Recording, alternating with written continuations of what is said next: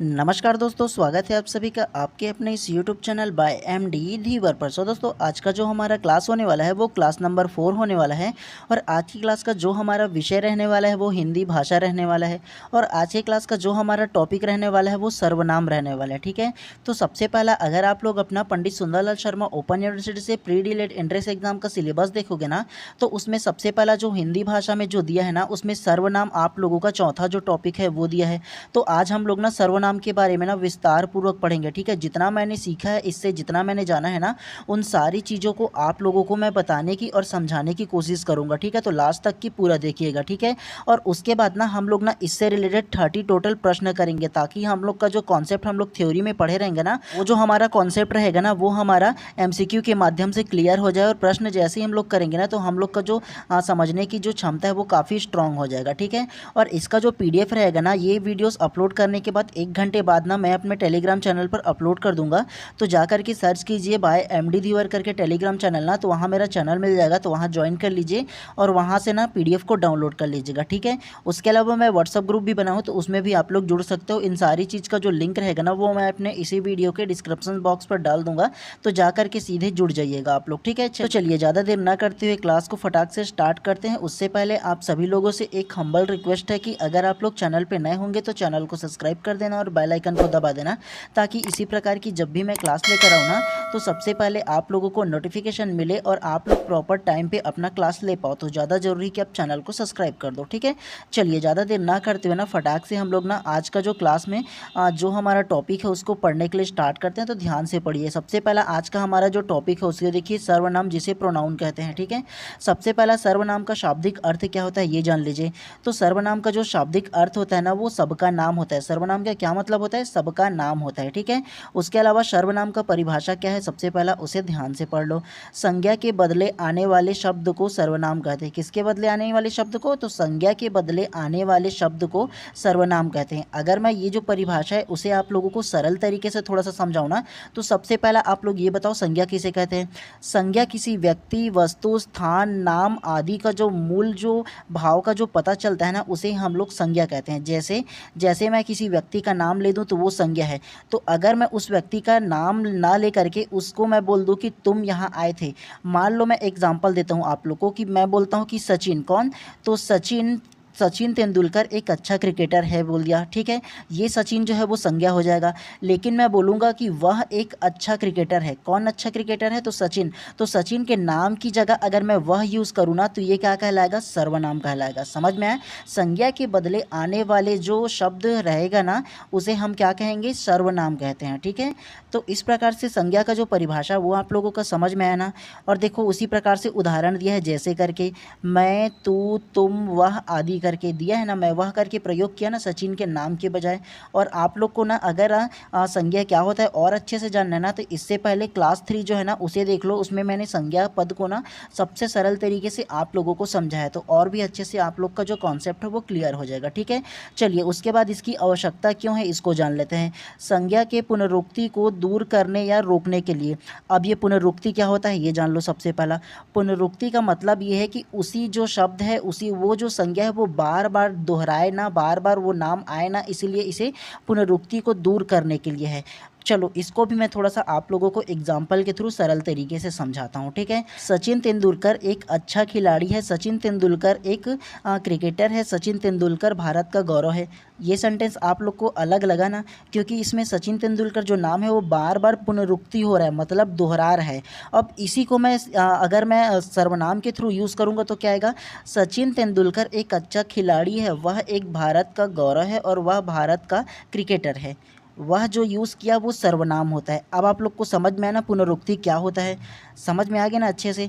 उसके अलावा प्रकार को दिया है। ठीक है, हिंदी में सर्वनाम के 11 प्रकार होते हैं। कितने प्रकार होते हैं? तो टोटल 11 प्रकार होते हैं हिंदी में सर्वनाम के। ठीक है, तो सबसे पहला देखो, मैं, आप, तू, वह, यह, कोई, कुछ, जो, क्या, सो, कौन। तो टोटल आप लोगों को 11 प्रकार होते हैं, सिर्फ ये याद रखना है, ठीक है। उसके अलावा दूसरा देखो, प्रयोग के आधार पर सर्वनाम के 6 भेद हैं। कितने भेद हैं? तो प्रयोग के आधार पर जो सर्वनाम के 6 भेद हैं, ये आप लोगों को याद रखना है। सबसे पहला पुरुषवाचक सर्वनाम, दूसरा निजवाचक सर्वनाम, तीसरा निश्चयवाचक सर्वनाम, चौथा अनिश्चयवाचक सर्वनाम, पांचवा प्रश्नवाचक सर्वनाम और छठवां जो है वो संबंधवाचक सर्वनाम। सबसे पहला ये जो 6 प्रकार के जो प्रयोग के आधार पर सर्वनाम के प्रकार दिए हैं ना, इसे हम लोग डिटेल में पढ़ेंगे, ठीक है।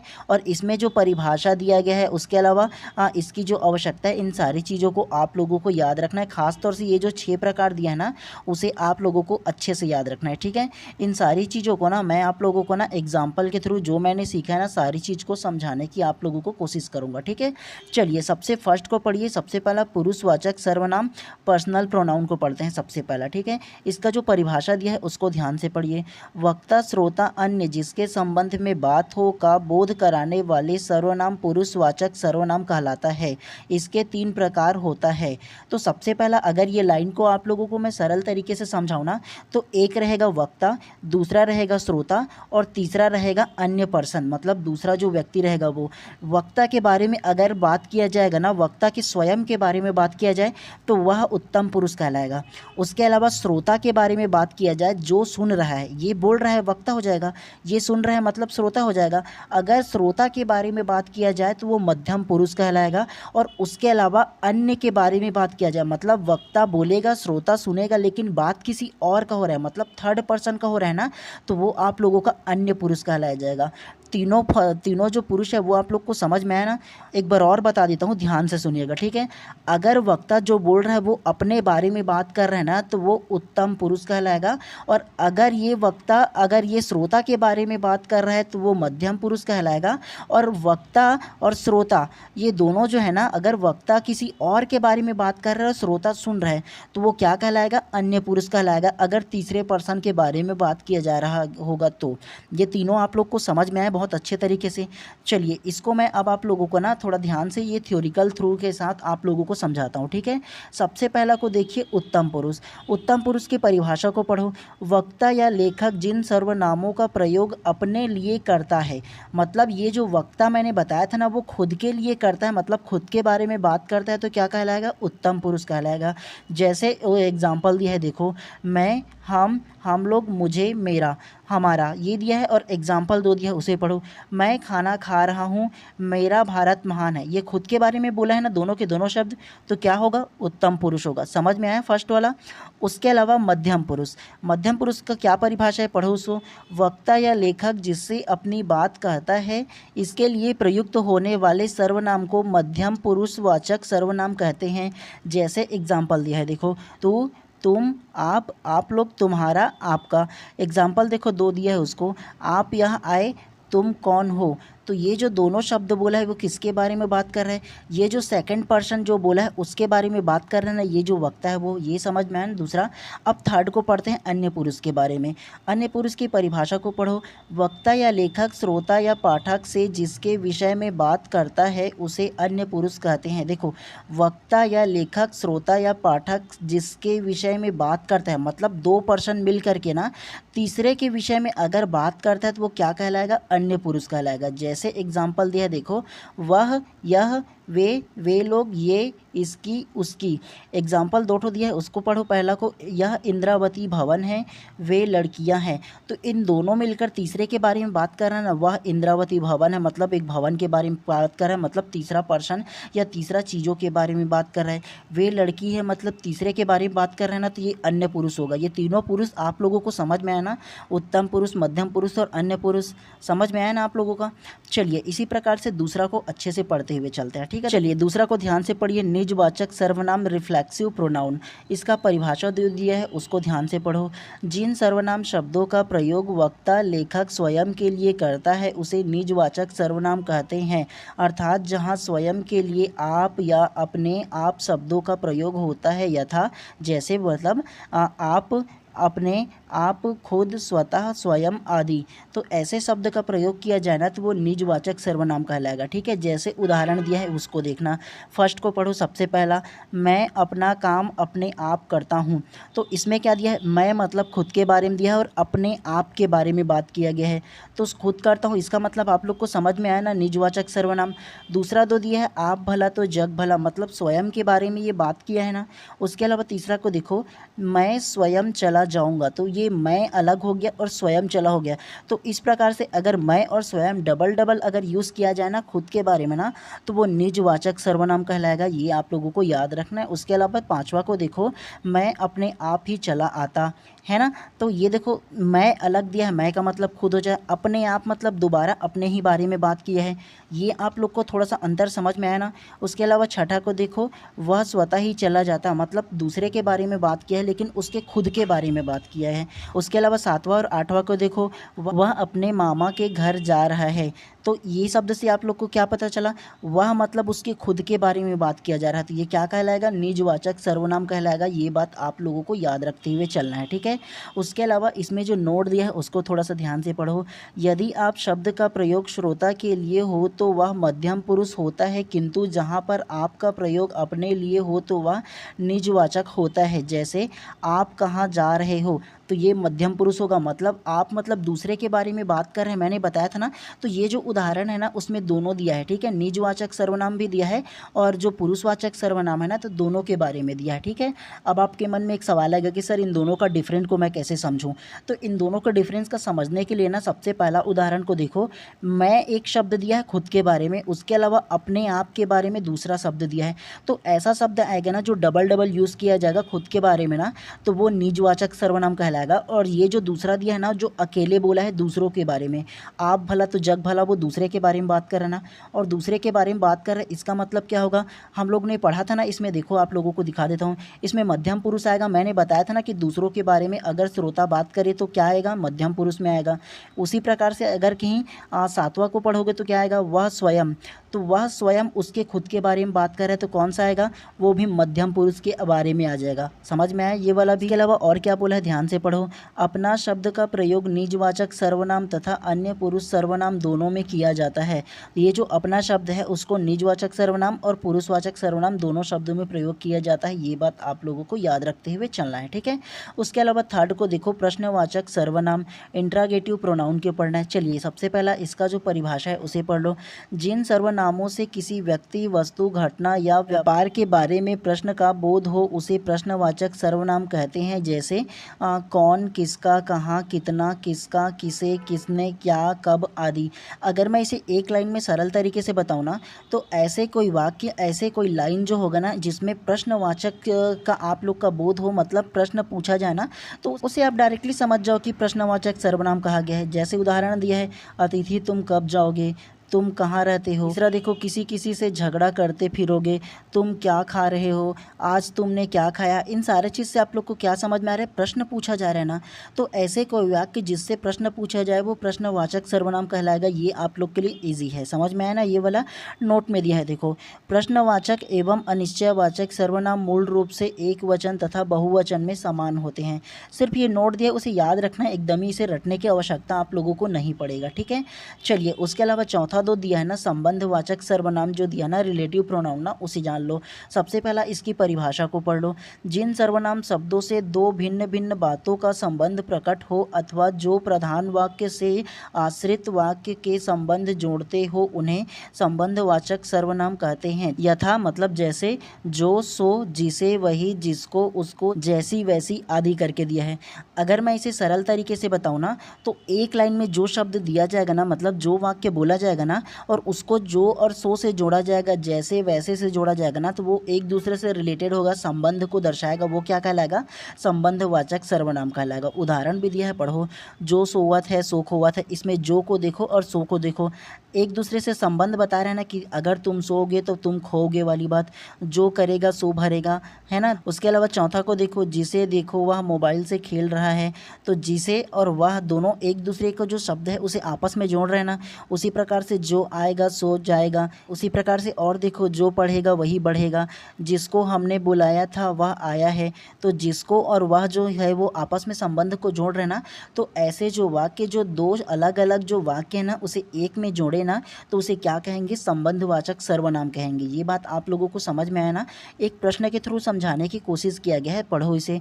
निम्नलिखित वाक्य में रेखांकित सर्वनाम का प्रयोग बताइए।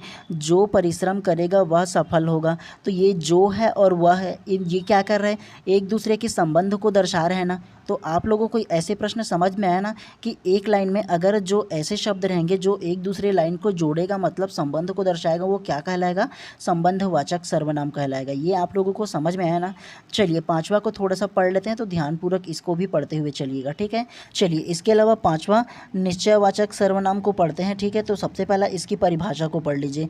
बेशक आप लोगों को अभी थोड़ा टाइम लगेगा, लेकिन एक बार समझ जाओगे ना तो दोबारा कभी भी आप भूलोगे नहीं ऐसे प्रश्न को, ठीक है। तो चलिए सबसे पहला इसकी परिभाषा को पढ़ो। किसी निश्चित व्यक्ति, वस्तु, घटना या कर्म के लिए प्रयुक्त होने वाले सर्वनाम को निश्चयवाचक सर्वनाम कहते हैं। अगर मैं इसे एक शब्द में आप लोगों को समझाऊं ना, तो किसी निश्चित कार्य का या निश्चित व्यक्तियों का कुछ कार्य का होने का पता चले ना कि हाँ कि एक्चुअल में वो वही है ना, जो निश्चित हो वो चीज़, वो वाक्य निश्चितता के बारे में बात करें तो वो क्या कहलाएगा, निश्चयवाचक सर्वनाम कहलाएगा। समझ में आया ना ये निश्चयवाचक सर्वनाम। और निश्चयवाचक जो सर्वनाम है ना वो मुख्यतः दो प्रकार के होते हैं। कौन कौन सा, समीप की वस्तु के लिए और दूर की वस्तु के लिए। समीप की वस्तु के लिए यह, ये, इन्हें, इनका। दूर की वस्तु के लिए वह, वे, उन्हें, उनका यूज़ किया जाता है।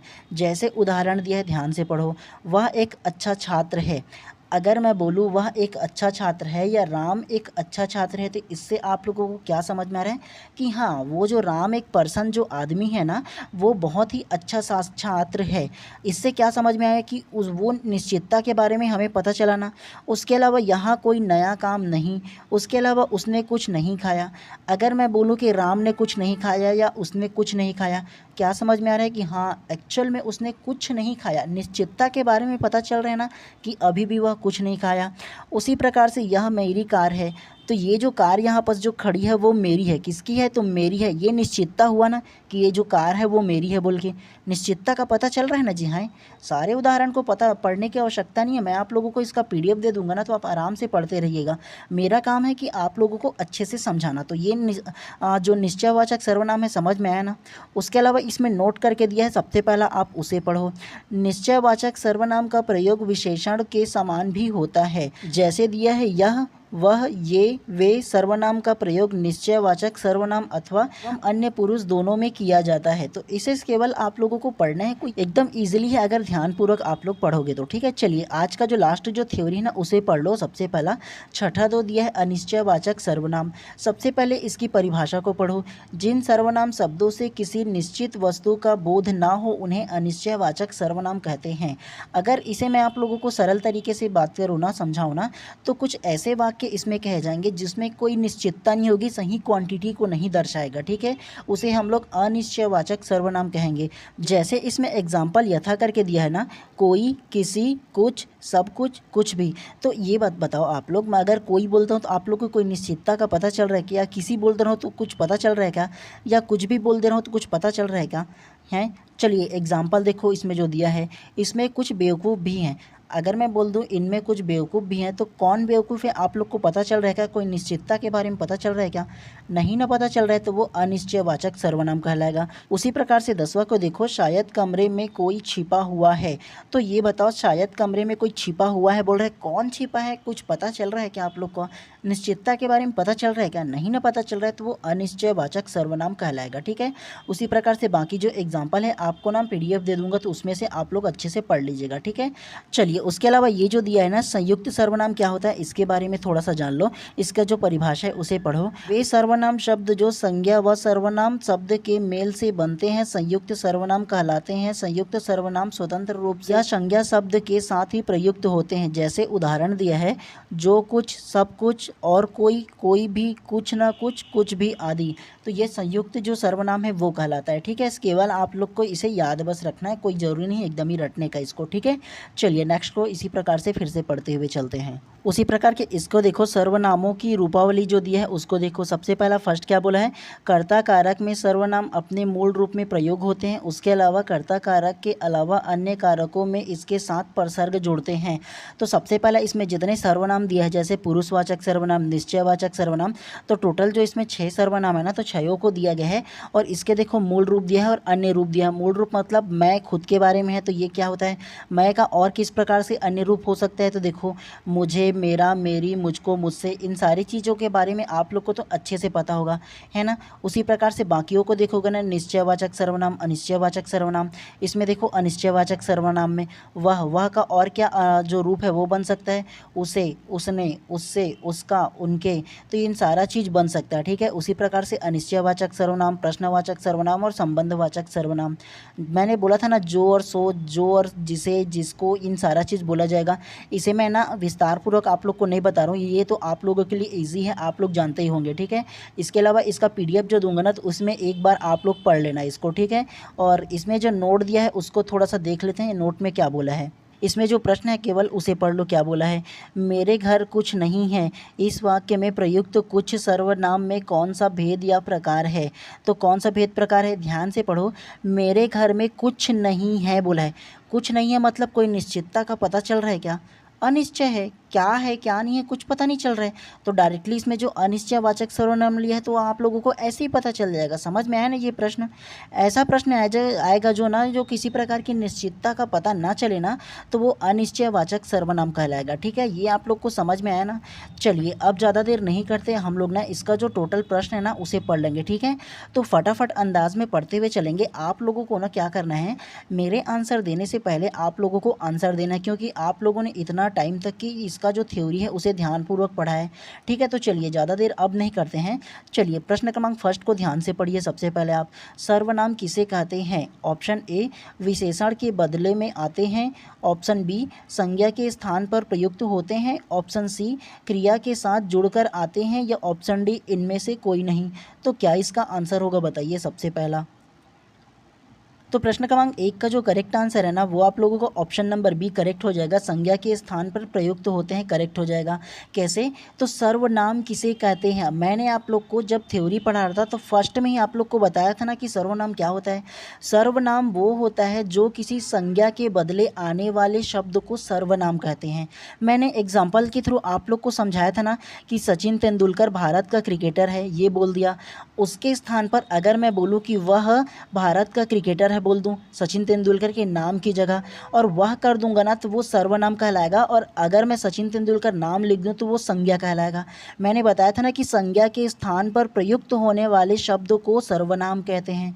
तो सर्वनाम किसे कहते हैं, संज्ञा के स्थान पर प्रयुक्त होने वाले शब्द को सर्वनाम कहते हैं, ठीक है। ये बात आप लोग को समझ में आया ना। तो इस प्रकार से प्रश्न क्रमांक 1 का जो करेक्ट आंसर है ऑप्शन नंबर जो बी है वो करेक्ट हो जाएगा। चलिए नेक्स्ट प्रश्न को इसी प्रकार से पढ़ते हुए चलते हैं। ज़्यादा टफ इसमें प्रश्न नहीं पूछा जाएगा, ठीक है, इजी ही है अगर थोड़े से ध्यान से पढ़ो तो। चलिए प्रश्न क्रमांक दूसरा को ध्यान से पढ़ो। सर्वनाम किसके बदले में आता है। ऑप्शन ए विशेषण, ऑप्शन बी क्रिया, ऑप्शन सी वचन, या ऑप्शन डी संज्ञा। सेम प्रश्न है, थोड़े से घुमा करके दे दिया है, जैसे प्रश्न 1 पढ़े हो ना सेम वैसे ये भी प्रश्न है, ठीक है। तो क्या इसका आंसर होगा बताइए सबसे पहले आप। तो प्रश्न क्रमांक 2 का जो करेक्ट आंसर है वो आप लोगों का ऑप्शन नंबर डी संज्ञा करेक्ट हो जाएगा। कैसे, तो सर्वनाम किसके बदले आता है। अब भी परिभाषा मैंने आप लोग को समझाया ना प्रश्न क्रमांक 1 में कि जो सर्वनाम है वो संज्ञा के बदले आने वाले जो शब्द है उसे क्या कहते हैं, सर्वनाम कहते हैं। ये समझ में आया। तो इस प्रकार से प्रश्न क्रमांक 2 का जो करेक्ट आंसर है ऑप्शन नंबर डी जो है वो करेक्ट हो जाएगा, जो संज्ञा है वो। चलिए नेक्स्ट प्रश्न को इसी प्रकार से पढ़ते हुए चलते हैं। चलिए प्रश्न क्रमांक 3 को ध्यान से पढ़ो। हिंदी में कितने सर्वनाम हैं। Option A 10, option B 8, option C 11, या ऑप्शन डी 5। तो क्या इसका आंसर होगा बताइए सबसे पहले आप। तो प्रश्न क्रमांक 3 का जो करेक्ट आंसर है ना वो आप लोगों का ऑप्शन नंबर सी 11 करेक्ट हो जाएगा। कैसे, तो मैंने आप लोग को थ्योरी में बताया था ना कि हिंदी में कितने सर्वनाम होते हैं।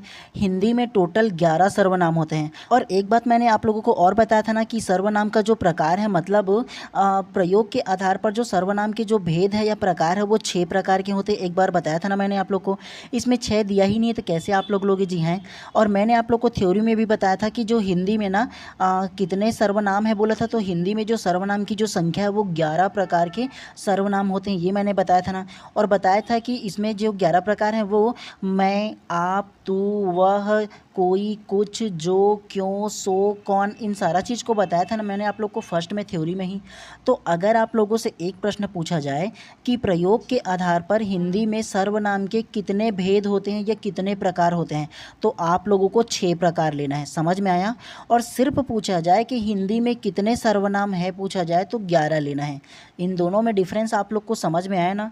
तो इस प्रकार से प्रश्न क्रमांक 3 का जो करेक्ट आंसर है ऑप्शन नंबर सी जो 11 है ना, वो करेक्ट हो जाएगा आप लोगों का। ठीक है, चलिए नेक्स्ट प्रश्न को इसी प्रकार से पढ़ते हुए चलते हैं। तो चलिए प्रश्न क्रमांक 4 को ध्यान से पढ़िए। हिंदी में सर्वनाम की संख्या कितनी है? Option A 3, option B 6, option C 4 या ऑप्शन डी 7। तो क्या इसका आंसर होगा बताइए। ये तो इजी है, अभी जस्ट बताया हूँ आप लोगों को। तो क्या इसका आंसर होगा बताइए सबसे पहले आप। तो प्रश्न क्रमांक 4 का जो करेक्ट आंसर है ना, वो आप लोगों का ऑप्शन नंबर बी 6 करेक्ट हो जाएगा। कैसे? तो हिंदी में सर्वनाम की संख्या कितनी है पूछा गया है। तो हिंदी में सर्वनाम की संख्या अब भी प्रश्न क्रमांक 3 में बताया हूँ ना कि 6 है बोल करके बताया हूँ ना। मतलब प्रयोग के आधार पर सर्वनाम की संख्या 6 प्रकार की होती है। अब आप लोग के मन में सवाल आएगा कि सर इसमें प्रयोग तो लिखा ही नहीं है। तो आप लोग मुझे ये बताओ कि हिंदी में सर्वनाम की संख्या कितनी है पूछा गया है। और हम लोग को पता है कि 11 सर्वनाम होते हैं और 6 प्रकार के प्रयोग के आधार पर क्या होता है, सर्वनाम होते हैं। प्रयोग के आधार पर दोनों ही नहीं बोला गया है। तो ऑप्शन को देखो ना जी, या तो 11 होना चाहिए या तो 6 होना चाहिए। इसमें 6 है, 11 की नामो निशान नहीं है। तो आप लोग आंसर क्या लोगे? समझ में आया मैं बोलना क्या चाहता हूँ आप लोगों को? तो इस प्रकार से प्रश्न क्रमांक 4 का जो करेक्ट आंसर है ना, ऑप्शन नंबर बी जो है 6, वो करेक्ट हो जाएगा आप लोगों का। ठीक है, और कौन कौन सा ये जो सर्वनाम है उसको अगर बताऊँ ना, तो मैंने आप लोग को बताया था कि टोटल 6 प्रकार के होते हैं। तो सबसे पहला जो है वो पुरुषवाचक सर्वनाम हो जाएगा, दूसरा जो है वो निजवाचक सर्वनाम हो जाएगा, तीसरा जो है वो अनिश्चयवाचक सर्वनाम हो जाएगा, चौथा जो है वो निश्चयवाचक सर्वनाम हो जाएगा, पाँचवा जो है वो प्रश्नवाचक सर्वनाम हो जाएगा, और छठवा जो है वो संबंधवाचक सर्वनाम हो जाएगा। छयों के बारे में आप लोगों को बताया था ना मैंने, है ना? तो इसी प्रकार से आप लोगों को याद रखते हुए चलना है। ठीक है, हिंदी में ना आप लोग का जो प्रश्न आएगा वो सरल सरल आएगा, ज़्यादा कठिन नहीं रहेगा। ठीक है, मात्र आप लोगों को समझने हैं। ठीक है, चलिए प्रश्न क्रमांक 5 को ध्यान से पढ़िए। अब मुझे किस प्रकार का सर्वनाम है? ऑप्शन ए मध्यम पुरुष, ऑप्शन बी अन्य पुरुष, ऑप्शन सी उत्तम पुरुष या ऑप्शन डी इनमें से कोई नहीं। तो क्या इसका आंसर होगा बताइए सबसे पहले आप। तो प्रश्न क्रमांक 5 का जो करेक्ट आंसर होगा ना, वो आप लोगों का ऑप्शन नंबर सी उत्तम पुरुष करेक्ट हो जाएगा। कैसे? तो सबसे पहला इसमें जो ये शब्द मुझे लिखा है ना, उसको गौर करो और आप लोग मुझे ये बताओ कि जब हम लोग थ्योरी पढ़ रहे थे उस समय मैंने आप लोग को क्या समझाया था। ऐसे 3 प्रकार का एक मैंने आप लोग का चित्र बनाया था 3 लोगों का, और आप लोग को समझाया था ना कि जो बोल रहा है वो वक्ता होगा, जो सुन रहा है वो श्रोता होगा, और ये जो अन्य है। ठीक है, तो मैंने बताया था ना कि एक होगा जो बोलेगा वो उत्तम पुरुष, मतलब ये जो वक्ता है जो बोल रहा है वो अगर खुद के बारे में बात करेगा, अपने बारे में बात करेगा, जैसे मुझे, मेरा, मेरी, ये सारा चीज़ खुद के बारे में कोई टॉपिक में बात करेगा, तो ये क्या कहलाएगा? उत्तम पुरुष कहलाएगा। मैंने आप लोग को बताया था ना। उसके अलावा ये जो वक्ता है वो अगर ये श्रोता के बारे में कुछ बोल रहा है तो वो क्या कहलाएगा? वो मध्यम पुरुष कहलाएगा। ये मैंने आप लोग को बताया था ना। उसके अलावा अगर ये वक्ता है और ये जो श्रोता है, तो अगर वक्ता किसी अन्य के बारे में बात करे, अगर किसी थर्ड पर्सन के बारे में बात करे या किसी थर्ड वस्तु के बारे में बात करे, तो वो क्या कहलाएगा? अन्य पुरुष कहलाएगा। ये जो वक्ता है वो बोलेगा, श्रोता है वो सुनेगा, लेकिन बात जो चल रही है वो थर्ड पर्सन के बारे में बात चल रही है, तो वो क्या कहलाएगा? अन्य पुरुष कहलाएगा। तीनों को आप लोगों को अलग अलग तरीके से समझाया था ना। तो इस प्रकार से प्रश्न क्रमांक जो 5 है उसका जो करेक्ट आंसर होगा ऑप्शन नंबर सी उत्तम पुरुष करेक्ट हो जाएगा। मुझे किस प्रकार का सर्वनाम है बोला है। मुझे मतलब क्या होता है? खुद के बारे में बात कर रहे हैं ना, और जब खुद के बारे में बात कर रहे हैं तो उत्तम पुरुष ही ना होगा जी। इन तीनों के बारे में आप लोग को समझाया था ना मैंने अच्छे से, तो समझ में आया ना। ऐसे ही आप लोगों को सिर्फ समझने हैं, रटना कोई भी प्रश्न को आप लोगों को नहीं है। ठीक है, रटोगे तो कोई मतलब का नहीं होगा। अगर एक बार समझोगे ना तो आप लोगों को चाहे कोई भी एग्ज़ाम दो, केवल मैं आप लोग का ये डीएलएड का एग्ज़ाम नहीं बोल रहा हूँ, कोई भी एग्ज़ाम दो ना तो सरल रहेगा आप लोगों के लिए। ठीक है, चलिए प्रश्न क्रमांक 6 को ध्यान से पढ़िए। शास्त्रों की बात में कविता का दखल समझना यह भी धर्म का विरुद्ध है। इस वाक्य में यह किस प्रकार का सर्वनाम है? ऑप्शन ए निजवाचक सर्वनाम, ऑप्शन बी निश्चयवाचक सर्वनाम, ऑप्शन सी संबंधवाचक सर्वनाम या ऑप्शन डी अनिश्चयवाचक सर्वनाम। तो ये जो यह शब्द दिया है ना, वो कौन सा सर्वनाम है आप लोगों को ये बताना है, ठीक है। तो क्या इसका आंसर होगा पहले आप बताइए, फिर इसको ना मैं सरल तरीके से आप लोगों को समझाऊंगा। तो प्रश्न क्रमांक 6 का जो करेक्ट आंसर है ना, वो आप लोगों का ऑप्शन नंबर बी निश्चयवाचक सर्वनाम करेक्ट हो जाएगा। कैसे? तो सबसे पहला इसमें जो यह शब्द है ना, उसके बारे में कहा गया है कि यह जो है ना, वो कौन सा प्रकार का सर्वनाम है बोला है। और आप लोगों को इसे समझने के लिए दो तरीका है। सबसे पहला तरीका ये आप लोगों का हो सकता है कि आप ये जो प्रश्न क्रमांक 6 है उसे इसका जो लाइन है पूरा ना, उसको सबसे पहले पढ़ो आप। शास्त्रों की बात में कविता का दखल समझना यह भी धर्म का विरुद्ध है। तो शास्त्रों की बात में कविता का दखल यह धर्म का विरुद्ध है बोला है। ये वाक्य आप लोग को सही लग रहा है ना? निश्चित वाक्य है ना कि अगर शास्त्रों की बात में किसी का भी दखल देना क्या होगा, तो वो निश्चय होगा ना कि यार धर्म का विरुद्ध ही ना कहलाएगा। अगर एकदम दखल से उसका विरोध करेगा तो एक ऐसे समझ सकते हो कि ये निश्चयवाचक सर्वनाम कहलाएगा। दूसरा मैंने आप लोगों को थ्योरी में क्या समझाया था, यह जो शब्द है, यह जो वाक्य जो दिया है, उसके बारे में मैंने आप लोगों को क्या बोला था कि यह कार जो है वो मेरी है या मेरा है। मैंने बोला था आप लोग का यह कार मेरा है बोला है। तो ये क्या दर्शा रहा है? एक मैंने सेंटेंस आप लोग को बताया ना कि यह कार मेरा है। तो इससे क्या समझ में आ रहा है कि निश्चय हो रहा है ना कि हाँ ये जो कार है वो मेरा इच्छी है। आप बोलोगे कि ये कार है ना वो उन्हीच का है, आप लोग ये बोलोगे ना। और यह कार मेरा है मैं बोल रहा हूँ, तो यह प्रयोग किस में आ रहा है? निश्चितता का बोध ना करा रहा है। जी हाँ। तो इस प्रकार से प्रश्न क्रमांक 6 का जो करेक्ट आंसर होगा ना, ऑप्शन नंबर बी निश्चयवाचक सर्वनाम के अंतर्गत आ जाएगा आप लोग का, ठीक है। और थ्योरी में मैंने आप लोग को ना डिटेल में आप लोग को एग्जाम्पल के थ्रू समझाते हुए भी गया है, तो आप लोगों को याद रखने थे इसके बारे में। चलिए प्रश्न क्रमांक 7 को ध्यान से पढ़िए अब। जो करेगा सो भरेगा वाक्य में जो सो क्रमशः है। ऑप्शन ए पुरुषवाचक एवं निजवाचक सर्वनाम, ऑप्शन बी निश्चयवाचक एवं अनिश्चयवाचक सर्वनाम, ऑप्शन सी संबंधवाचक एवं निश्चयवाचक सर्वनाम या ऑप्शन डी इनमें से कोई नहीं। तो क्या इसका आंसर होगा बताइए। ये प्रश्न तो मज़ेदार है, आप लोग को थ्योरी में भी समझाया था, तो बताइए क्या इसका आंसर होगा। तो प्रश्न क्रमांक 7 का जो करेक्ट आंसर है ना, वो आप लोगों का ऑप्शन नंबर सी करेक्ट हो जाएगा। संबंध एवं निश्चयवाचक सर्वनाम करेक्ट हो जाएगा। कैसे? तो जो करेगा सो भरेगा वाक्य में जो सो क्रमशः है बोला है। तो आप लोग मुझे ये बताओ, जो करेगा सो भरेगा, ये जो है जो करेगा जो है वो संबंध को दर्शा रहे हैं ना। और जो और सो को मैंने आप लोग को थ्योरी में बताया था ना कि ये संबंधवाचक सर्वनाम होगा। और सबसे पहला ये जो लाइन दी है उसको पढ़ो। जो करेगा ये संबंध को दर्शा रहा है, सो भरेगा ये निश्चय को दर्शा रहा है। मतलब जैसा आप करोगे वैसा भरोगे। अगर अच्छा पढ़ोगे तो परिणाम भी अच्छा आएगा। तो जैसा करोगे मतलब ये आप लोग को संबंध दर्शा रहा है। और ये जो लास्ट वाली जो वाक्य है वो निश्चितता को दर्शा रहा है। तो इस प्रकार से प्रश्न क्रमांक 7 का जो करेक्ट आंसर है ऑप्शन नंबर सी ना हो जाएगा। जी हाँ, जो और सो से आप लोगों को समझ जाने चाहिए थे कि ये संबंधवाचक और निश्चयवाचक सर्वनाम है, ठीक है। चलिए इसी प्रकार से नेक्स्ट प्रश्न को हम लोग फिर से पढ़ते हुए चलते हैं। चलिए प्रश्न क्रमांक 8 को ध्यान से पढ़िए। निजवाचक सर्वनाम का प्रयोग निम्नलिखित में से किस वाक्य में हुआ है? ऑप्शन ए आप मेरे सिर आँखों पर हैं, ऑप्शन बी आप भला तो जग भला, ऑप्शन सी आज अपनापन कहाँ है या ऑप्शन डी उपयुक्त सभी। तो क्या इसका आंसर हो सकता है बताइए सबसे पहले आप। तो प्रश्न क्रमांक 8 का जो करेक्ट आंसर है ना, वो आप लोगों का ऑप्शन नंबर बी करेक्ट हो जाएगा। आप भला तो जग भला करेक्ट हो जाएगा। कैसे? तो निजवाचक सर्वनाम का प्रयोग किस में हुआ है बोला है। तो जो निजवाचक सर्वनाम का जो प्रयोग हुआ है ना, वो आप भला तो जग भला में हुआ है। कैसे? तो हम लोगों ने थ्योरी में दूसरा जो हम लोग का जो उदाहरण था उसमें मैंने आप लोग को बताया था ना कि आप भला तो जग भला का मतलब क्या है। आपका मतलब ये है कि वो निजवाचक सर्वनाम का बोध करा रहा है, क्योंकि वो स्वयं के बारे में बात कर रहा है। बताया था ना मैंने आप लोगों को। तो इस प्रकार से प्रश्न क्रमांक 8 का जो करेक्ट आंसर है ना, ऑप्शन नंबर बी जो है वो करेक्ट हो जाएगा आप लोगों का, ठीक है। चलिए इसी प्रकार से नेक्स्ट प्रश्न को फिर से पढ़ते हुए चलते हैं, तो ध्यान से पढ़िएगा, ठीक है। चलिए प्रश्न क्रमांक 9 को ध्यान से पढ़िए। निजवाचक सर्वनाम का प्रयोग नीचे किस वाक्य में हुआ है? ऑप्शन ए अपनों से क्या छिपाना, ऑप्शन बी भगवान मुझे अपना ले, ऑप्शन सी मैं आप ही चला आता या ऑप्शन डी उपयुक्त सभी। तो क्या इसका आंसर होगा बताइए सबसे पहले आप। तो प्रश्न क्रमांक 9 का जो करेक्ट आंसर है ना वो आप लोगों का ऑप्शन नंबर सी, मैं आप ही चला आता, करेक्ट हो जाएगा। कैसे? निजवाचक सर्वनाम का प्रयोग किस वाक्य में हुआ है बोला है।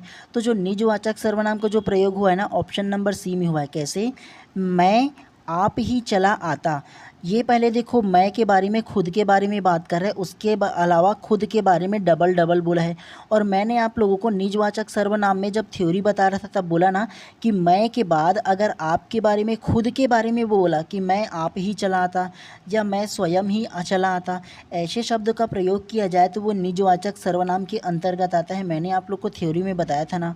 तो इस प्रकार से प्रश्न क्रमांक 9 का जो करेक्ट आंसर है ऑप्शन नंबर जो सी है ना वो करेक्ट हो जाएगा। चलिए नेक्स्ट प्रश्न को फिर से पढ़ते हुए चलते हैं। चलिए प्रश्न क्रमांक 10 को ध्यान से पढ़िए। आप सर्वनाम का उदाहरण है। ऑप्शन ए निजवाचक सर्वनाम, ऑप्शन बी संबंधवाचक सर्वनाम, ऑप्शन सी प्रश्नवाचक सर्वनाम या ऑप्शन डी निश्चयवाचक सर्वनाम। तो क्या इसका आंसर होगा बताइए सबसे पहले आप। तो प्रश्न क्रमांक 10 का जो करेक्ट आंसर है ना वो आप लोगों का ऑप्शन नंबर ए निजवाचक सर्वनाम करेक्ट हो जाएगा। कैसे? तो ये जो आप शब्द है ना वो कौन से सर्वनाम का उदाहरण है बोला है, और ये जो आप शब्द है ना वो निजवाचक सर्वनाम का उदाहरण है, और उसके अलावा जो पुरुषवाचक जो सर्वनाम है ना उसका भी उदाहरण है। मैंने आप लोगों को बताया था ना थ्योरी में कि ये जो आप शब्द है ना वो दोनों में प्रयोग होता है। एक तो निजवाचक सर्वनाम में होगा और दूसरा जो पुरुषवाचक जो सर्वनाम है ना उसमें भी होगा, ये वाला जो शब्द है उसका। तो अगर पुरुषवाचक शब्द होता तो उसको लेते, अगर दोनों होता ना एक साथ ना तब ये विलुप्त हो जाता, क्योंकि दोनों ही आ रहा था थोड़ी ना होता। दोनों में से कोई भी एक देगा अगर कोई एग्जाम में देंगे तो, ठीक है। तो आप लोगों को ये याद रखना है कि ये जो आप शब्द है ना वो तो निजवाचक सर्वनाम में आएगा और पुरुषवाचक सर्वनाम में दोनों आएगा, कोई भी एक देगा, ठीक है। ये बात आप लोगों को याद रखना है, ठीक है। चलिए इसी प्रकार से नेक्स्ट प्रश्न को फिर से पढ़ते हुए चलते हैं। चलिए प्रश्न क्रमांक 11 को ध्यान से पढ़िए। मैं स्वयं चला आऊँगा वाक्य में निजवाचक सर्वनाम कौन सा है। ऑप्शन ए मैं, ऑप्शन बी स्वयं, ऑप्शन सी चला, ऑप्शन डी आऊँगा या ऑप्शन ई आऊँ। तो क्या इसका आंसर होगा बताइए सबसे पहले आप। तो प्रश्न क्रमांक 11 का जो करेक्ट आंसर है ना वो आप लोगों का ऑप्शन नंबर बी स्वयं करेक्ट हो जाएगा। कैसे? तो मैं स्वयं चला आऊँगा वाक्य में निजवाचक सर्वनाम कौन सा है बोला है, और मैंने आप लोग को थ्योरी में बताया था कि ऐसे वाक्य जो दिया जाएगा ना मैं के बाद जो दूसरा खुद के बारे में बात करेगा ना तो वो आप लोग का क्या होगा, निजवाचक सर्वनाम कहलाएगा। बताया था ना मैंने आप लोग को। जैसे देखो मैं स्वयं चला आऊँगा, ये मैं खुद के बारे में बात करे, लेकिन स्वयं जो है वो भी एकदम अपने आप के बारे में बात कर रहा है। तो मैं के बाद जो दूसरा खुद के बारे में बात करे वो जो शब्द है वो क्या कहलाएगा, निजवाचक सर्वनाम कहलाएगा। बताया था ना मैंने थ्योरी में आप लोगों को। तो इस प्रकार से प्रश्न क्रमांक 11 का जो करेक्ट आंसर है ना ऑप्शन नंबर जो बी है वो करेक्ट हो जाएगा। अगर डबल डबल खुद के बारे में बात करें ना तो दूसरा जो शब्द होगा उसे आप लोगों को निजवाचक सर्वनाम के रूप में लेना है, ठीक है। समझ में आया ना ये वाला। चलिए इसी प्रकार से फिर से हम लोग नेक्स्ट प्रश्न को पढ़ते हुए चलते हैं। ईजी है यार, ज़्यादा टफ नहीं है अगर ध्यान से समझते हुए चलोगे तो, ठीक है। चलिए प्रश्न क्रमांक 12 को ध्यान से पढ़िए। यह कोई नया काम नहीं है इस सर्वनाम का उदाहरण है। ऑप्शन ए निजवाचक, ऑप्शन बी निश्चयवाचक, ऑप्शन सी संबंधवाचक या ऑप्शन डी प्रश्नवाचक। तो क्या इसका आंसर हो सकता है बताइए सबसे पहले आप। तो प्रश्न क्रमांक 12 का जो करेक्ट आंसर है ना वो आप लोगों का ऑप्शन नंबर बी निश्चयवाचक सर्वनाम जो है वो करेक्ट हो जाएगा। कैसे? तो यह कोई नया काम नहीं है बोला है, तो यह कोई नया काम नहीं है बोला है तो वो निश्चयवाचक सर्वनाम ना हो जाएगा। जी हाँ। कैसे? तो यह कोई नया काम नहीं है। अगर मैं आपको एक शब्द बोलता हूँ ध्यान से समझिएगा, ठीक है। यह कोई नया काम नहीं है तो ये निश्चित तौर पे मैं आप लोगों को बता रहा हूँ ना। जैसे मैं आप लोगों को एक कार के बारे में उदाहरण देकर बताया था कि यह मेरा कार है, तो इससे क्या होगा, मैं निश्चितता के बारे में बता रहा हूँ ना। यह तुम्हारा कार है, वे तुम्हारा कार है, वो तुम्हारा कार है, तो ये निश्चितता के बारे में मैं बता रहा हूँ ना आप लोगों को, ठीक है। तो यह, वह, ये और वे, ये जो चारों शब्द आएंगे ना वो निश्चयवाचक सर्वनाम कहलाएगा। लिख देता हूँ, याद रखिएगा, ठीक है। यह, वह, ये और वे, ये चारों जो आप लोग का जो शब्द आएगा ना वे निश्चयवाचक सर्वनाम के अंतर्गत आएगा, ठीक है। यह कोई नया काम नहीं है, वो जो पर्सन जो बोल रहा है वो निश्चित रूप से बोल रहा है यह कोई नया काम नहीं है, ठीक है, वो निश्चित होकर के बोल रहा है तो क्या आएगा, निश्चयवाचक सर्वनाम कहलाएगा। समझ में आया ये वाला प्रश्न। तो इस प्रकार से प्रश्न क्रमांक 12 का जो करेक्ट आंसर होगा ऑप्शन नंबर बी जो है वो करेक्ट हो जाएगा आप लोगों का। ठीक है, चलिए प्रश्न क्रमांक 13 को ध्यान से पढ़िए। पुरुषवाचक सर्वनाम में उत्तम पुरुष के लिए प्रयुक्त होता है। ऑप्शन ए कुछ कोई, ऑप्शन बी क्यों, ऑप्शन सी मैं हमारा, ऑप्शन सी उपयुक्त में से कोई नहीं। तो क्या इसका आंसर होगा बताइए। ये प्रश्न गलत नहीं होने चाहिए आप लोगों का, ठीक है, क्योंकि सरल तरीके से मैंने आप लोगों को बताया था। तो क्या इसका आंसर होगा बताइए सबसे पहले आप। तो प्रश्न क्रमांक 13 का जो करेक्ट आंसर है ना वो आप लोगों का ऑप्शन नंबर सी मैं हम हमारा करेक्ट हो जाएगा। कैसे, तो पुरुषवाचक सर्वनाम में उत्तम पुरुष के लिए प्रयुक्त होता है बोला है। और मैंने आप लोगों को 3 जो पर्सन है उसका चित्र बना करके क्या बताया था, आप लोगों को बताया था ना कि जो बोलेगा मतलब जो वक्ता रहेगा अगर स्वयं के बारे में बात करेगा, खुद के विषय में बात करेगा तो वो उत्तम पुरुष कहलाएगा। अगर जो वक्ता है वो श्रोता के बारे में बात करेगा मतलब जो सुन रहा है उसके बारे में बात करेगा तो वो मध्यम पुरुष कहलाएगा। अगर जो श्रोता है और वक्ता जो सुन रहा है अगर किसी अन्य के बारे में बात करेगा तो वो अन्य पुरुष कहलाएगा। तीनों को आप लोगों को बताया था ना।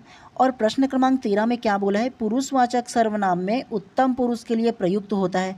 तो उत्तम पुरुष के लिए क्या प्रयुक्त होता है जी, जो वक्ता है वो स्वयं के बारे में बात करे मतलब मैं हम हमारा, ये खुद के लिए वाक्य है ना, शब्द है ना। तो इस प्रकार से प्रश्न क्रमांक 13 का जो करेक्ट आंसर है ना ऑप्शन नंबर सी जो है वो करेक्ट हो जाएगा। ठीक है, आप लोगों को इसी प्रकार से सरल तरीके से बताया था, एक बार समझ जाओगे ना तो कभी नहीं भूलोगे। ठीक है, तो आप लोगों को समझना है ना कि रटना है। ठीक है, चलिए प्रश्न क्रमांक 14 को पढ़िए। निश्चयवाचक सर्वनाम कौन सा है, ऑप्शन ए क्या, ऑप्शन बी कुछ, ऑप्शन सी कौन या ऑप्शन डी यह। तो क्या इसका आंसर होगा बताइए सबसे पहले आप। तो प्रश्न क्रमांक 14 का जो करेक्ट आंसर है ना ऑप्शन नंबर डी जो है यह वो करेक्ट हो जाएगा। कैसे, निश्चयवाचक सर्वनाम कौन सा है बोला है। और अभी मैंने आप लोगों को प्रश्न क्रमांक 12 में क्या समझाया था, निश्चयवाचक सर्वनाम वे सर्वनाम कहलाएंगे जिसमें निश्चितता का बोध हो, जैसे यह है ना बताया था ना, वह बताया था ना, वे या ये, ऐसे जो 4 शब्द है वो क्या कहलाएगा, निश्चयवाचक सर्वनाम कहलाएगा। अभी आप लोगों को बताया था ना। तो प्रश्न को इसी प्रकार से घुमा करके दिया जाएगा। ठीक है, तो आप लोगों को समझने हैं। ठीक है, तो इस प्रकार से प्रश्न 14 का जो करेक्ट आंसर है ना ऑप्शन नंबर डी जो है वो करेक्ट हो जाएगा आप लोगों का। ठीक है, चलिए नेक्स्ट प्रश्न को इसी प्रकार से फिर से पढ़ते हुए चलते हैं। चलिए प्रश्न क्रमांक 15 को ध्यान से पढ़िए। कौन से वाक्य में कुछ शब्द सर्वनाम है, ऑप्शन ए कुछ खड़े हैं कुछ बैठे हैं, ऑप्शन बी इनमें कुछ बेवकूफ़ भी हैं, ऑप्शन सी कुछ तो बोलो, ऑप्शन डी कुछ लड़कियां उधर भी गई है। तो क्या इसका आंसर होगा बताइए सबसे पहले आप। तो प्रश्न क्रमांक 15 का जो करेक्ट आंसर है वो आप लोगों का ऑप्शन नंबर बी करेक्ट हो जाएगा, उनमें कुछ बेवकूफ़ भी है। कैसे, तो कौन से वाक्य में कुछ सर्वनाम शब्द है बोला है ना। तो मैंने आप लोगों को जब थ्योरी पढ़ रहा था तब बताया था ना, ऑप्शन में हम लोगों ने देखा था ना उदाहरण के तौर पर, उनमें कुछ बेवकूफ़ भी है करके आप लोगों को समझाया था ना कि उसमें कितना बेवकूफ़ है, कौन बेवकूफ़ है, इसका कुछ बोध हो रहा है क्या, नहीं ना बोध हो रहा है। और ऐसे में मैंने आप लोग को बताया था ना कि कुछ शब्द जो है वो किस में आता है, वो सर्वनाम के में आता है। कौन सा, अनिश्चयवाचक सर्वनाम में आता है, ये मैंने आप लोग को भी बताया था ना। तो इस प्रकार से प्रश्न क्रमांक 15 का जो करेक्ट आंसर है ना ऑप्शन नंबर बी जो है वो करेक्ट हो जाएगा, जिसमें उसमें जितना उसमें उदाहरण दिया है ना उसको आप लोगों को समझने होंगे। ठीक है, कौन कौन सा उदाहरण है इसके लिए। चलिए प्रश्न क्रमांक 16 को ध्यान से पढ़िए। वह किसे देख रहा है, वाक्य में रेखांकित शब्द का पद परिचय है। ऑप्शन ए प्रश्नवाचक सर्वनाम उभयलिंग एकवचन कर्मकारक, ऑप्शन बी अनिश्चयवाचक सर्वनाम उभयलिंग एकवचन कर्मकारक, ऑप्शन सी प्रश्नवाचक सर्वनाम पुल्लिंग एकवचन कर्मकारक, या ऑप्शन डी प्रश्नवाचक सर्वनाम स्त्रीलिंग एकवचन कर्मकारक। तो क्या इसका आंसर होगा बताइए, एटलीस्ट गेस तो कीजिए सबसे पहले आपकी क्या सही हो सकता है। तो प्रश्न क्रमांक 16 का जो करेक्ट आंसर है ना वो आप लोगों का ऑप्शन नंबर ए करेक्ट हो जाएगा, प्रश्नवाचक सर्वनाम उभयलिंग एक वचन कर्मकारक करेक्ट हो जाएगा। कैसे, वह किसे देख रहा है बोल रहा है, तो वह किसे देख रहा है जो वाक्य है ना इसमें जो रेखांकित पद है ना वो सबसे पहला ये जो वाक्य है वो आप लोग का प्रश्नवाचक सर्वनाम में आ जाएगा। उसके अलावा ये जो है वो उभयलिंग एक वचन और कर्मकारक में हो जाएगा। ठीक है, तो इस प्रकार से प्रश्न क्रमांक 16 का जो करेक्ट आंसर है ना ऑप्शन नंबर जो ए है वो करेक्ट हो जाएगा। ठीक है, कुछ ऐसे प्रश्न होंगे जिसे आप लोगों को रटने पड़ेंगे, ये बात आप लोग याद रख लीजिए, ठीक है। जो रटने लायक है वो मैं आप लोगों को बता दूंगा और जो समझने लायक है उसे तो आप लोगों को समझने ही पड़ेंगे, ठीक है। चलिए प्रश्न क्रमांक 17 को ध्यान से पढ़िए। निम्नलिखित में सर्वनाम का उदाहरण है। ऑप्शन ए जेठ, ऑप्शन बी प्रिय, ऑप्शन सी आप या ऑप्शन डी देवी। तो क्या इसका आंसर होगा बताइए सबसे पहले आप। तो प्रश्न क्रमांक 17 का जो करेक्ट आंसर है ना वो आप लोगों का ऑप्शन नंबर सी आप करेक्ट हो जाएगा।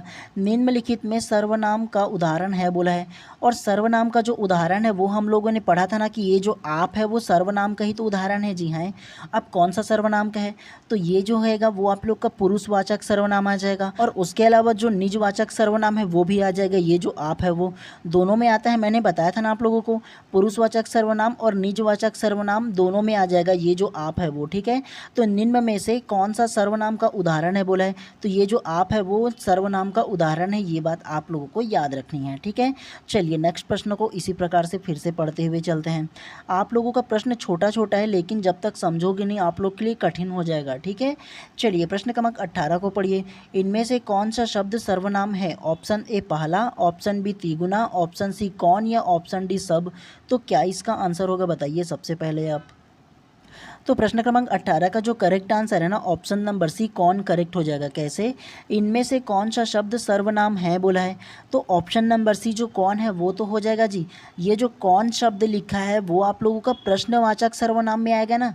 आप लोग बताओ मुझे, कौन अगर बोलूँ तो क्या समझ में आ रहा है आप लोग को, प्रश्नवाचक समझ में आ रहा है कि कौन, प्रश्न आप समझ में आ रहा है। और हम लोगों ने 6 प्रकारों में से, मतलब सर्वनाम के 6 प्रकारों में से एक प्रकार हम लोगों ने पढ़ा है ना कि प्रश्नवाचक सर्वनाम, और ये जो कौन शब्द है वो प्रश्नवाचक सर्वनाम के अंतर्गत आ रहे हैं ना।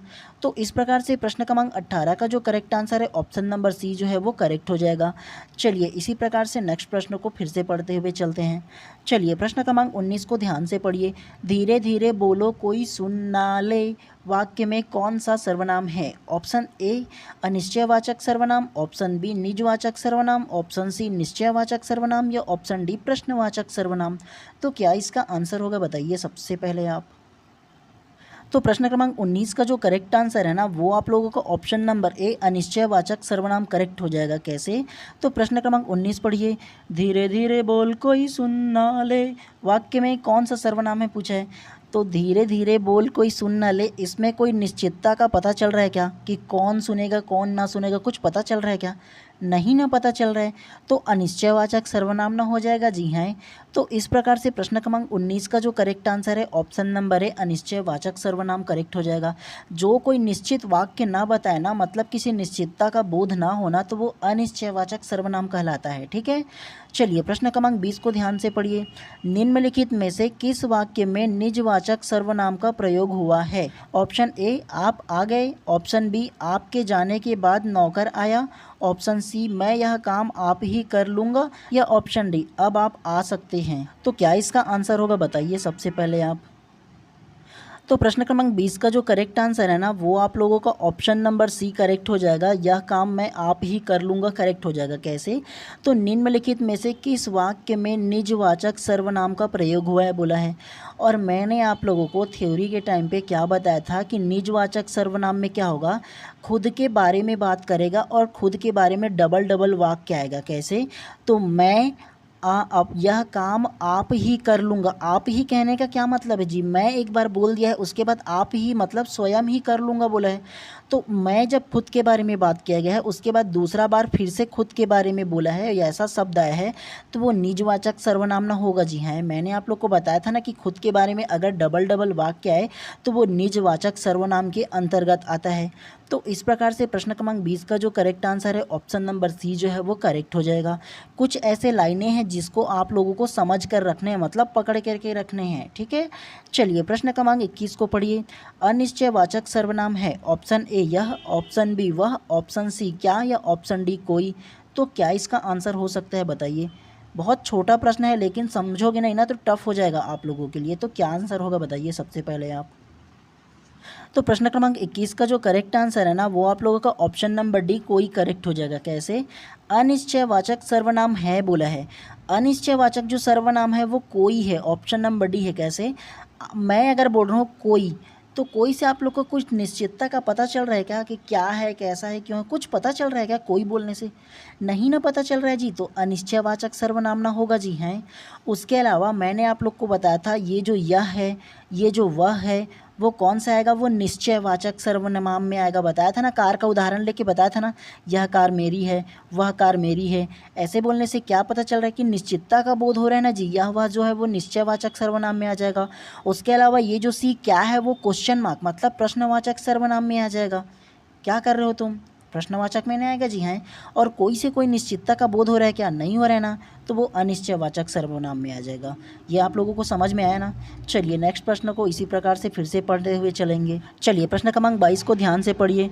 तुम, तू, तुम्हारा में कौन सा सर्वनाम है? ऑप्शन ए प्रश्नवाचक सर्वनाम, ऑप्शन बी पुरुषवाचक सर्वनाम, ऑप्शन सी संबंधवाचक सर्वनाम या ऑप्शन डी निजवाचक सर्वनाम। तो कौन सा सर्वनाम होगा बताइए सबसे पहले आप। तो प्रश्न क्रमांक 22 का जो करेक्ट आंसर है ना, वो आप लोग का ऑप्शन नंबर बी जो है पुरुषवाचक सर्वनाम करेक्ट हो जाएगा। कैसे? तो ये जो शब्द दिया है ना, तुम, तू, तुम्हारा, ये जो शब्द दिया है वो पूछा है कि कौन सा सर्वनाम में आएगा, तो वो पुरुषवाचक सर्वनाम में आएगा ना जी। कैसे? तो मैंने आप लोगों को 3 आदमी का जिक्र लेके आप लोगों को समझाया था ना कि अगर ये जो वक्ता है वो खुद के बारे में बात करे, मतलब अपने आप के बारे में बात करे, तो वो क्या कहलाएगा? वो पुरुषवाचक सर्वनाम में जो उत्तम पुरुष है वो कहलाएगा। अगर ये जो श्रोता है, जो सुनने वाला है, उसके बारे में बात करेगा, जैसे तुम क्या कर रहे हो, तुम्हारा ये कार है क्या, तुम खुद खुद काम करते हो क्या, तो ऐसे वाक्य बात करेगा, तो इसके बारे में बात कर रहे हैं ना, तो वो मध्यम पुरुष माना आएगा जी। तो मध्यम पुरुष में आएगा तो ये पुरुषवाचक सर्वनाम के अंतर्गत आ रहा है ना, ये जितना भी आ रहे हैं उन सारे के सारे, है ना? समझ में आ रहे हैं ना आप लोग को? तो तू, तुम, तुम्हारा, ये जो वाक्य है ना, ये कौन सा जो सर्वनाम है उसमें आएगा? तो वो पुरुषवाचक सर्वनाम में आ जाएगा। अगर डिफाइन कर दिया जाता कि पुरुष कि मध्यम पुरुष में आएगा, कि उत्तम पुरुष में आएगा, कि अन्य पुरुष में आएगा, तो ऐसे डिफाइन किया जाता ना, तो भी हम लोग बता सकते थे कि ये मध्यम पुरुष के अंतर्गत आएगा। ये आप लोगों को समझ में आया ना? तो प्रश्न क्रमांक 22 का जो करेक्ट आंसर है ऑप्शन नंबर बी जो है वो करेक्ट हो जाएगा आप लोगों का। ठीक है, चलिए नेक्स्ट प्रश्न को पढ़ो अब। चलिए प्रश्न क्रमांक 23 को पढ़ो। वह एक अच्छा छात्र है, वाक्य में निश्चयवाचक सर्वनाम कौन सा है? ऑप्शन ए वह, ऑप्शन बी एक, ऑप्शन सी अच्छा, ऑप्शन डी छात्र, ऑप्शन ई है। तो क्या इसका आंसर होगा बताइए सबसे पहले आप।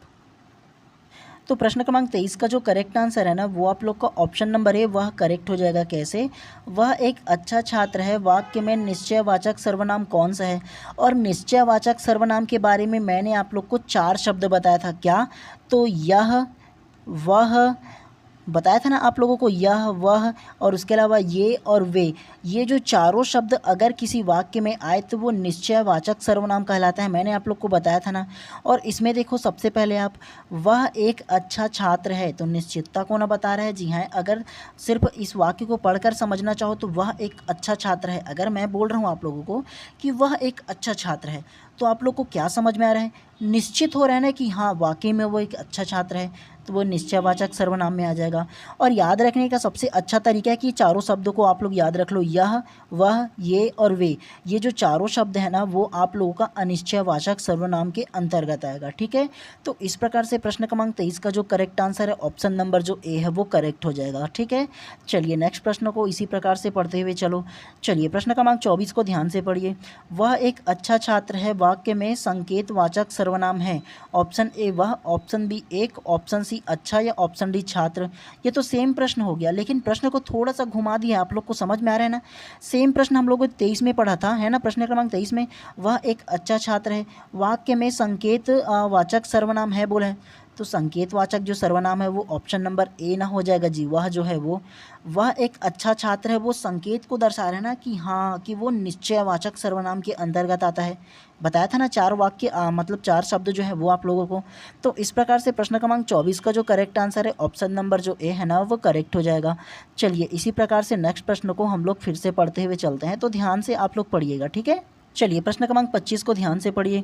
प्राचार्य जी आ रहे हैं, खाली स्थान प्रणाम करो, वाक्य में रिक्त स्थान पर प्रयुक्त सर्वनाम होगा। ऑप्शन ए उसे, ऑप्शन बी उसको, ऑप्शन सी उन्होंने, ऑप्शन सी उनके लिए या ऑप्शन डी उन्हें। तो क्या इसका आंसर होगा बताइए। ये एक बढ़िया मज़ेदार प्रश्न है। ठीक है, तो क्या इसका आंसर हो सकता है सबसे पहले आप बताइए। तो प्रश्न क्रमांक 25 का जो करेक्ट आंसर है ना वो आप लोग का ऑप्शन नंबर ही उन्हें करेक्ट हो जाएगा। कैसे? प्राचार्य जी आ रहे हैं, उन्हें प्रणाम करो वाक्य में रिक्त स्थान पर उपयुक्त सर्वनाम है। तो ऑप्शन नंबर ई जो है उन्हें होगा जी, उसे नहीं होगा, उन्होंने नहीं होगा, उसको नहीं होगा, उनके लिए भी नहीं होगा। ठीक है, जो प्रयुक्त जो शब्द होगा ना, उपयुक्त जो शब्द होगा ना, वो आप लोग का ऑप्शन नंबर ही उन्हें करेक्ट हो जाएगा। प्राचार्य जी आ रहे हैं, उन्हें प्रणाम करो, ये उपयुक्त वाक्य हो जाएगा। ठीक है, तो इस प्रकार से प्रश्न क्रमांक 25 का जो करेक्ट आंसर है ऑप्शन नंबर ई जो है ना वो करेक्ट हो जाएगा। चलिए प्रश्न क्रमांक 26 को ध्यान से पढ़ो। टोटल 30 प्रश्न है, ज़्यादा नहीं है, तो ध्यान अपना बनाए रखिए। ठीक है, चलिए प्रश्न क्रमांक 26 को पढ़ो ध्यान से। इनमें से कौन सा शब्द सर्वनाम नहीं है? ऑप्शन ए कुछ, ऑप्शन बी कौन, ऑप्शन सी क्या या ऑप्शन डी इधर। तो क्या इसका आंसर होगा बताइए। ये तो सरल है यार बहुत ही ज़्यादा। तो क्या इसका आंसर होगा बताइए सबसे पहले आप। तो प्रश्न क्रमांक 26 का जो करेक्ट आंसर है ना ऑप्शन नंबर डी इधर करेक्ट हो जाएगा। कैसे? इनमें से कौन सा शब्द सर्वनाम नहीं है बोला है, तो सर्वनाम नहीं है वो जो इधर हो जाएगा ना जी। हैं कैसे? तो सबसे पहला ये जो ऑप्शन नंबर ए कुछ लिखा है वो क्या हो जाएगा? अनिश्चयवाचक सर्वनाम हो जाएगा। कुछ मतलब कोई निश्चितता का पता चल रहा है क्या? नहीं चल रहा है, मतलब अनिश्चयवाचक सर्वनाम हो जाएगा। ये जो क्या लिखा है उससे क्या पता चल रहा है? प्रश्नवाचक सर्वनाम हो जाएगा। क्या? प्रश्न ही ना बोल रहा है ये। उसके अलावा कौन जो बोल रहा है वो क्या होगा? ये भी प्रश्नवाचक सर्वनाम के अंतर्गत आ जाएगा। तो इस प्रकार से प्रश्न क्रमांक 26 का जो करेक्ट आंसर है ऑप्शन नंबर डी इधर जो है ना वो किसी भी प्रकार की सर्वनाम में नहीं आएगा। ठीक है, चलिए प्रश्न क्रमांक 27 को ध्यान से पढ़िए। वह खाना खा रहा है में कौन सा सर्वनाम है? ऑप्शन ए खाना, ऑप्शन बी खा रहा है, ऑप्शन सी वह या ऑप्शन डी इनमें से कुछ नहीं। तो क्या इसका आंसर होगा बताइए। ये तो ईजी है यार, आप लोग के लिए कई बार ये प्रश्न हम लोगों में आ चुका है लेकिन घुमा घुमा करके पूछा जा रहा है। तो क्या इसका आंसर होगा बताइए। तो प्रश्न क्रमांक 27 का जो करेक्ट आंसर है ना ऑप्शन नंबर सी वह करेक्ट हो जाएगा। कैसे? वह खाना खा रहा है में कौन सा सर्वनाम है? तो वह खाना खा रहा है में ये जो वह है वो तो हो जाएगा ना जी सर्वनाम शब्द जी। हैं मैंने आप लोग को बताया था ना 4 वाक्य है ना, बताया था ना वो निजवाचक सर्वनाम के अंतर्गत आ जाता है, उसको भी बताया था ना आप लोगों को सबसे पहला कि वह जो है वो आप लोग का क्या आ जाएगा? सर्वनाम के अंतर्गत आ जाएगा। वह खाना खा रहा है, तो ऑप्शन नंबर सी जो है वो करेक्ट हो जाएगा। चलिए इसी प्रकार से नेक्स्ट प्रश्न को फिर से पढ़ते हुए चलते हैं। चलिए प्रश्न क्रमांक 28 को ध्यान से पढ़िए। यह काम कोई ना कोई अवश्य करेगा वाक्य में खाली स्थान सर्वनाम का प्रयोग हुआ है। ऑप्शन ए संबंधवाचक वाक्य, ऑप्शन बी निश्चयवाचक वाक्य, ऑप्शन सी प्रश्नवाचक, ऑप्शन डी अनिश्चयवाचक। तो क्या इसका आंसर होगा बताइए। दोबारा पढ़ लीजिए प्रश्न को, लेकिन आंसर सही होना चाहिए आप लोगों का। तो प्रश्न क्रमांक 28 का जो करेक्ट आंसर है ना वो आप लोगों का ऑप्शन नंबर डी अनिश्चयवाचक जो सर्वनाम है वो करेक्ट हो जाएगा। कैसे? यह काम कोई ना कोई अवश्य करेगा वाक्य में सर्वनाम खाली स्थान है बोला है ना। तो ये लाइन को सबसे पहले आप पढ़ो। यह काम कोई ना कोई अवश्य करेगा, कौन करेगा जी? कोई निश्चितता का पता चल रहा है क्या? कौन करेगा? नहीं ना चल रहा है। जब किसी कार्य का पता नहीं चल रहा है कि कौन करेगा क्या करेगा तो क्या आएगा? अनिश्चयवाचक सर्वनाम नहीं होगा जी। हैं प्रश्न को पढ़ोगे तभी आप लोगों को समझ में आ जाएगा। तो इस प्रकार से प्रश्न क्रमांक 28 का जो करेक्ट आंसर है ऑप्शन नंबर डी जो है ना वो आप लोगों का करेक्ट हो जाएगा। ठीक है, चलिए प्रश्न क्रमांक 29 को ध्यान से पढ़िए। अब निम्नलिखित में से सर्वनाम शब्द होगा। Option A Taj Mahal, option B बुढ़ापा, ऑप्शन सी पतला या ऑप्शन डी उन्होंने। तो क्या इसका आंसर हो सकता है बताइए सबसे पहले आप। तो प्रश्न क्रमांक 29 का जो करेक्ट आंसर होगा ना वो आप लोग का ऑप्शन नंबर डी उन्होंने करेक्ट हो जाएगा। कैसे? निम्नलिखित में से सर्वनाम शब्द होगा बोला है और सर्वनाम जो शब्द है वो आप लोग का उन्होंने करेक्ट हो जाएगा। कैसे? तो उन्हें का क्या? उन्हें का जो अन्य शब्द है वो क्या बन जाएगा? उन्हें का जो शब्द अन्य बनेगा वो उन्होंने ना हो जाएगा जी। हैं और इसमें जो बोला गया है वो सर्वनाम शब्द है बोला है, तो केवल ऑप्शन नंबर डी उन्होंने करेक्ट हो जाएगा। ठीक है, चलिए लास्ट प्रश्न को पढ़ते हुए चलते हैं। आज के क्लास के अंतिम प्रश्न को पढ़िए ध्यान से। निश्चयवाचक सर्वनाम का उदाहरण है। ऑप्शन ए यह, ऑप्शन बी कोई, ऑप्शन सी जैसा, ऑप्शन डी कौन। तो क्या इसका आंसर होगा बताइए। ये भी प्रश्न आप लोगों के लिए इजी है, तो बताइए क्या आंसर होगा। तो प्रश्न क्रमांक 30 का जो करेक्ट आंसर है ना वो आप लोगों का ऑप्शन नंबर है यह करेक्ट हो जाएगा। कैसे? निश्चयवाचक सर्वनाम का उदाहरण है बोला है और मैंने आप लोग को 4 शब्द बताया था निश्चयवाचक सर्वनाम के लिए। कौन कौन सा? तो यह, और क्या बताया था? वह, और क्या बताया था? ये, और क्या बताया था? वे। ये जो चारों जो शब्द है आप लोगों का वो निश्चयवाचक सर्वनाम के अंतर्गत आता है। अगर ऐसे 4 शब्द देखो ना तो आँख मूंद करके निश्चयवाचक सर्वनाम मार देना, ठीक है। तो इस प्रकार से प्रश्न क्रमांक 30 का जो करेक्ट आंसर है ऑप्शन नंबर जो ए है ना वो करेक्ट हो जाएगा आप लोगों का। तो चलिए आज की क्लास को यहीं पर समाप्त करते हैं, और अगर आप लोग चैनल पर नए होंगे तो चैनल को सब्सक्राइब कर देना और बेल आइकन को दबा देना, ताकि इसी प्रकार की जब भी मैं क्लास लेकर आऊँ ना सबसे पहले आप लोगों को नोटिफिकेशन मिले और प्रॉपर टाइम पे आप लोग क्लास को देख पाओ। तो प्रॉपर टाइम पे क्लास को ले पाओ इसलिए ज़्यादा ज़रूरी है कि एटलीस्ट आप लोग ना अपने एग्ज़ाम होते तक की सब्सक्राइब कर लो, ठीक है। तो चलिए मिलते हैं इसी प्रकार नेक्स्ट क्लास में।